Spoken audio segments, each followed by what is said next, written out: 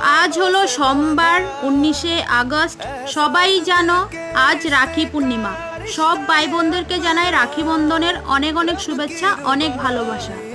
এসো সব ভাইয়েরা দাদারা মিলে বোনদের কাছে প্রতিজ্ঞা করো, নিজের বোনকে যেভাবে সুরক্ষা দাও অন্যের বোনকেও সেভাবে সুরক্ষা দেবে।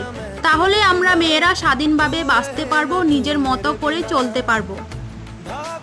একবার ভাবো, আজ তুমি অন্যের বোনের সাথে যে বাজে কাজ করছো, কাল যদি তোমার বোনের সাথে বাজে কাজ হয় তবে তোমার কেমন লাগবে?